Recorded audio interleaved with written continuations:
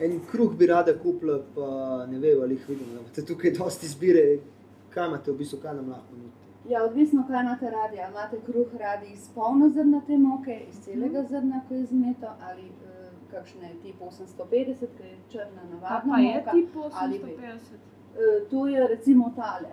Kruh Matjažev, Koroške pekarne, tak mehak kruh. Če želite bolj kompaktne kruhe, so pa teli Krajanovi kruhi. Kaj imate pa potem ta vrsta, ki so pa te žemljice? Tole. To je pa isto pecivo. Polnozrnato, recimo je še zraven čebula ali pa kotljene čabate z olivami, potem iz čisto bele moke, potem mešano koruza, pira, recimo pira, sama pira, kot je sam kruh. Potem polnozrnate žemljice, isto na tak način, da imajo malo več otrobov noter, pa so bolj mehke.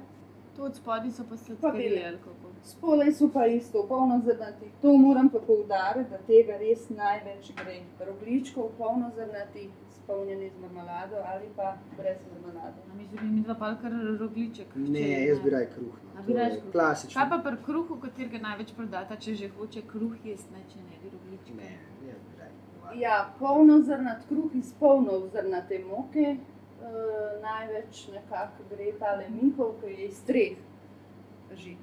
Pira, rž, pšenice. Dajte napoj tega Mihovga. Ja. Tega večjega. Tako, ja. Ampak to je verjetno prava kilaža. Pri vagah vi nimate kaj gor, navzgor, navzdol. Tehnica mora biti tako točna, da tukaj nimamo kaj. Aha, se pravi, nič ne pogolifate kdaj pa daj. Ni šans. Tukaj so včasih delali. Ne vem, kako so včasih delali, ampak to ni možno zdaj. Koliko bo to? Tole je 4,30 €. Sem pa kar rekel, lahko 4 grame. Ja, klasika. Gospa, Najlepša hvala. Hvala lepa, nasvidenje.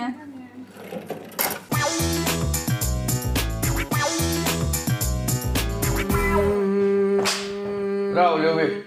Zdravo, ljubi, hom. Kaj za kosilo? Ljubica ti je spekla sveže, zdrave, slastne čapatke. To je to?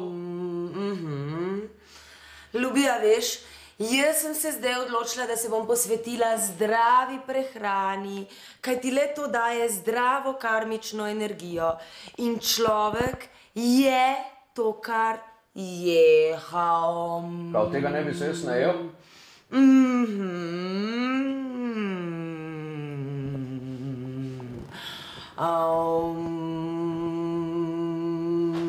Saj to je stiropor. Manj je več.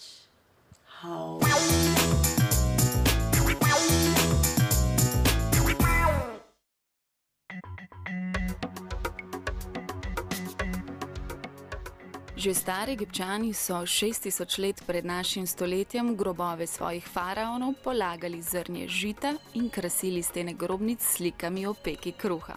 Poznali so že plug in lesen srp. Egipčani so poznali celo vzhajan kruh, saj so znali variti pivo iz ječmena in ob tem pridobivati kvas. Kruh in pivo sta bila osnovna hrana egipčanskega kmeta.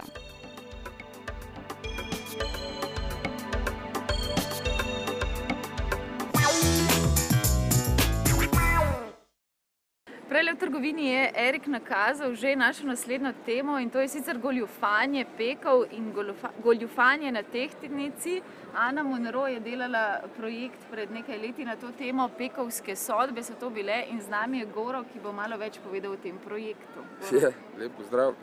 Res je, mi smo na leta, mislim, da 1997, praktično v prejšnjem stoletju, naredili eno predstavo, ki se je imenovala Pekovska sodba in sicer je bila narejena na pobudo obrtne zbornice, ki so si takrat želeli, da bi naredili neko cehovsko zgodbo, ker so obrtniki nekako nasledniki cehov in mi smo malo brskali okrog in smo pa naredili predstavo Pekovska sodba.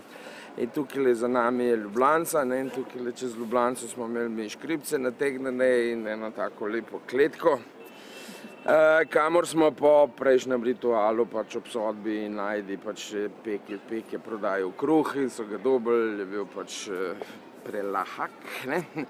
In so ga pa obsodili na potapljanje oziroma na kaznovanje, ne?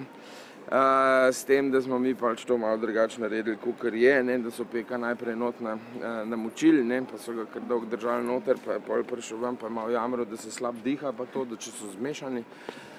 So pol še enkrat dali kazen, ne, pol po 3 minutah, ki je prišel ven, je rekel, ne, tole bo pa huda, ne, ampak se ni kesal, tako da so ga pol še za 5 minut potapali dol, ampak je žal prišel znameniti morski pes poljubljanec in ga je... Kje ste pa dobili v bistvu prostovoljce za tole, ker no, ja. Ljubljanca izredno umazana. Prostovoljcev glih ni bilo, ne, pek sem bil jaz, ne, se vidiš, ko sem tako, bi rekel primerno. A se vas lahko dotaknem, ste preživeli dobro, je. Ja, no, se je šlo, ipak je šlo, v vsem primeru je šlo za teater in smo imeli mi od spodaj tudi potapljača pa bombe pa tako naprej, ampak bila je pa ena taka lepa kletka, zelo podobna tistim, ki so jih včasih imeli, ki so to dejansko počeli. Ampak ja, dejansko se je to počelo, da so peke na ta način kaznovali. Ja, dejansko je bila to ena od teh cehovskih kazni, ne, v srednjem veku, če je pač pek prodajal prelahak kruh, če hlebci niso bili ustrezni, ne, oziroma če so ga dobili, da je to dobo se prodajajo, lahko sam dobiti ga niso smeli, ne, pol, v bistvu, če so ga dobili, so ga dejansko pol potapljali za kazen, to je bilo klele zadaj, mislim, ni bilo še tako urejeno v tistem času, pa tudi voda je bila, jaz ne vem, kakšne barve v tem viri ne poročajo.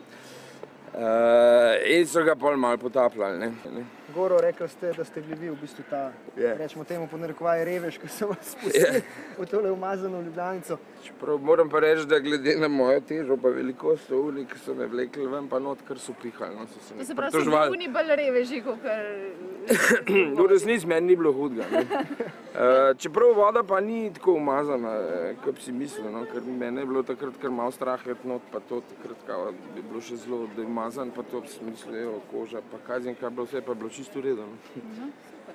Evo, najlepša hvala, Goro, midva greva še malo okrog, še malo se pozanimati o pekih in njihovih izdelkih. Hvala. Veliko uspeha. Pa bohati in probavati kruh. Ja, to pa le. Naslednje, živijo. Čau. Adijo.